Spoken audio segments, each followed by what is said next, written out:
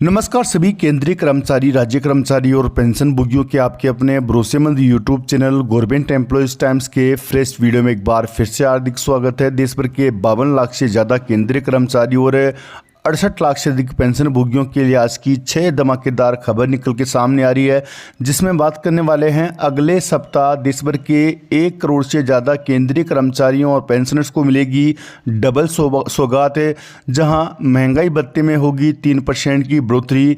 वहीं 8वें पे कमीशन को लेकर केंद्र सरकार कर सकती है बड़ा खुलासा। साथ में बताएंगे न्यूनतम वेतन फिटमेंट फैक्टर और पुरानी पेंशन बहाली को लेकर केंद्रीय कर्मचारी 26 सितंबर को करेंगे देश भर में बड़ा आंदोलन। साथ ही देश भर के 68 लाख से अधिक पेंशन भोगियों को केंद्र सरकार की तरफ से मिले 3 बड़े तोहफे। साथ ही डीओपीटी, कार्मिक एवं प्रशासन विभाग और पेंशन विभाग की तरफ से केंद्रीय कर्मचारियों के लिए जारी किया हुआ लेटेस्ट सर्कुलर। यदि जानकारी पसंद आई तो वीडियो को लाइक कीजिएगा। चैनल पे पहली बार आए हैं तो प्लीज़ चैनल को सब्सक्राइब कीजिएगा, क्योंकि आपसे जुड़े तमाम तरह के महत्वपूर्ण आदेश, वीडियो और इन्फॉर्मेशन हम यहाँ पर लाते रहते हैं। दोस्तों, वीडियो को लाइक करना बिल्कुल ना भूलिएगा। आपका एक लाइक हमें मोटिवेट करता है महत्वपूर्ण इन्फॉर्मेशन खोज लाने के लिए। केंद्रीय कर्मचारी कुछ दिनों में बड़ी खुशखबरी मिलने का इंतज़ार कर रहे हैं। केंद्र सरकार जल्दी महंगाई भत्ते में 3% की वृद्धि करने जा रही है, जो सभी कर्मचारियों और पेंशनधारकों के लिए एक शानदार बोनस साबित होगी।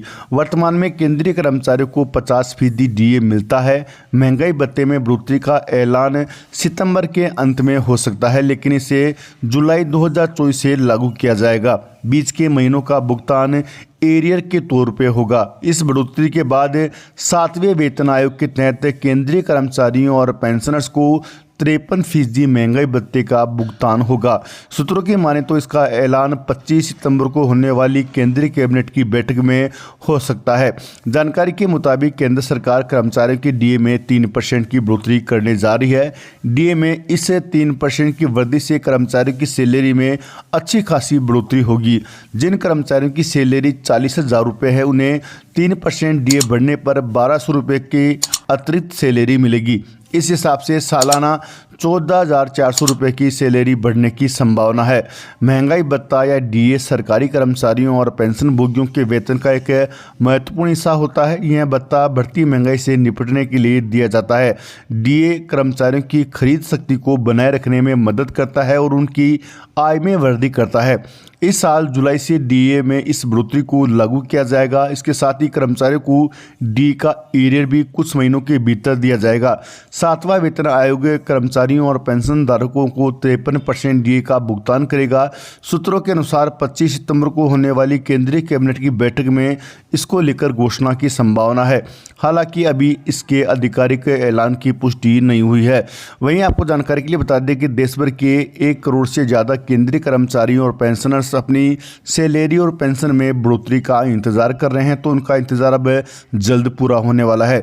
आपको जानकारी के लिए बता दें कि लंबे समय से केंद्रीय कर्मचारी अपने न्यूनतम वेतन और फिटमेंट फैक्टर में बढ़ोतरी की मांग कर रहे हैं।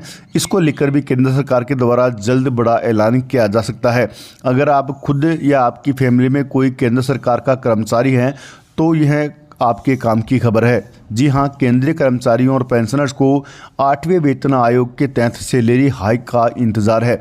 पिछले 1 साल से भी ज़्यादा समय से केंद्र सरकार की कर्मचारी यूनियन 8वें वेतन आयोग को लागू करने की मांग कर रही है। कई मीडिया रिपोर्ट के आधार पर उम्मीद जताई जा रही है कि सरकार की तरफ से 8वां वेतन आयोग लागू करने का ड्राफ्ट 1 जनवरी 2026 तक तैयार हो जाएगा। सरकार की तरफ से अभी इसी बारे में किसी तरह की कोई पुष्टि नहीं की गई है। सरकार की तरफ से 7वें वेतन आयोग को साल 2014 में लागू किया गया था। किसी भी आयोग की समय सीमा 10 साल की होती है। ऐसे में उम्मीद जताई जा रही है कि सरकार 7वें वेतन आयोग की समय सीमा खत्म होने से पहले 8वें वेतन आयोग पर काम करेगी। यह सिफारिश आयोग की तरफ से की जाती है कि कर्मचारी को कितना वेतन मिलेगा और कौन कौन से भत्ते मिलने चाहिए और रिटायरमेंट के समय कितनी पेंशन मिलनी चाहिए। मौजूदा 7वां वेतन आयोग की समय सीमा खत्म होने पर ऐसा किए जाने की उम्मीद है। आपको जानकारी के लिए बता दें कि मोदी सरकार की तरफ से अभी तक 8वें वेतन आयोग को लेकर किसी भी प्रकार की घोषणा नहीं की गई है। किसी भी आयोग के गठन के बाद उसे अपनी सिफारिशें तैयार करने में आमतौर पर 12 से 18 महीनों का समय लगता है। कर्मचारियों की सैलरी, अन्य वित्तीय लाभ के समायोजन की सिफारिश से पहले आयोग की तरफ से इकोनॉमिक की स्थिति को ध्यान में रखा जाता है। 7वें वेतन आयोग के तहत सैलरी संशोधन के बारे में कर्मचारी यूनियनों ने 3.68 का फिटमेंट फैक्टर मांगा था, लेकिन उस समय सरकार ने फिटमेंट फैक्टर 2.57 पर समझौता किया था।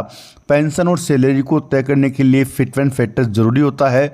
2.57 फिटमेंट फैक्टर के आधार पर 6ठे वेतन आयोग के न्यूनतम वेतन की तुलना में 7वें वेतन आयोग में यह बढ़कर 18,000 रुपये प्रति महीना हो गया था। इसी तरह न्यूनतम पेंशन भी 3,500 रुपये से बढ़कर 9,000 रुपये हो गई थी। अधिकतम वेतन 2.5 लाख रुपये और अधिकतम पेंशन 1.25 लाख रुपये हो गई थी। फाइनेंशियल एक्सप्रेस में प्रकाशित रिपोर्ट के मुताबिक 8वें वेतन आयोग के लिए फिटमेंट फैक्टर को 1.92 माना जाएगा। हालांकि इसके लिए किसी प्रकार की आधिकारिक पुष्टि नहीं की गई है, लेकिन मीडिया में खबर निकल के सामने आ रही कि फिटमेंट फैक्टर 1.92 किया जा सकेगा, जिससे न्यूनतम वेतन 18,000 रुपये से बढ़कर 34,560 रुपये हो जाएगा। वहीं पेंशन में भी जबरदस्त बढ़ोतरी देखने को मिलेगी। जहां न्यूनतम पेंशन 9,000 रुपये है, वह पेंशन बढ़कर 17,300 रुपये हो जाएगी। वहीं अगली बड़ी खबर की बात कर लें तो देश भर के लाखों पेंशनर्स के लिए सरकार की तरफ से गुड न्यूज़ निकल के सामने आई है। आखिरकार केंद्र सरकार ने पेंशन भोगियों के लिए राहत की खबर दी है। दरअसल कर्मचारियों की पेंशन में देरी की समस्या को केंद्र सरकार ने काफ़ी गंभीरता से लिया है। केंद्र सरकार ने रिटायर हो चुके कर्मचारियों की पेंशन जारी करने की प्रक्रिया में तेजी लाने के निर्देश दिए हैं। तो आपको जानकारी के लिए बता दें कि रिटायर होने के बाद कई बार ऐसा होता है कि कर्मचारियों को कई महीनों तक पेंशन नहीं मिलती, लेकिन अब इस लेट लतीफ़ी को केंद्र सरकार के एक आदेश के बाद ख़त्म कर दिया गया है। अब आपको जानकारी के लिए बता दें कि कर्मचारी के रिटायरमेंट के 1 साल पहले ही पेंशन प्रक्रिया प्रारंभ कर दी जाएगी। वहीं अगली बड़ी खबर कार्मिक एवं प्रशिक्षण विभाग यानी DOPT की तरफ से आ रही है। DOPT ने सरकारी कर्मचारियों को जम्मू कश्मीर, लद्दाख, पूर्वोत्तर क्षेत्र और अंडमान एवं निकोबार द्वीप समूह की यात्रा करने के लिए अवकाश यात्रा रियायत यानी LTC सुविधा को 2 वर्षों के लिए बढ़ा दिया है। यह छूट 25 सितंबर 2024 को खत्म हो रही थी, अब इसे 25 सितंबर 2026 तक बढ़ा दिया गया है। वहीं अगली बड़ी खबर की बात कर ले तो पेंशनर्स को हर साल पेंशन प्राप्त करने के लिए लाइफ सर्टिफिकेट जमा कराना होता है, तो उसके रिगार्डिंग बड़ी खबर निकल के सामने आ रही है। 1 अक्टूबर से 30 नवंबर के बीच लाइफ सर्टिफिकेट जमा किए जाएंगे। जहां 80 वर्ष से अधिक आयु के पेंशनर से 1 अक्टूबर से अपना लाइफ सर्टिफिकेट जमा करा सकते हैं। वहीं 80 वर्ष से कम उम्र के पेंशनर्स को अपना लाइफ सर्टिफिकेट जमा कराने के लिए 1 नवंबर 2024 तक इंतज़ार करना होगा। 80 वर्ष से कम उम्र के पेंशनर्स को 1 नवंबर से लेकर 30 नवंबर तक अपना लाइफ सर्टिफिकेट जमा कराने की छूट दी गई है।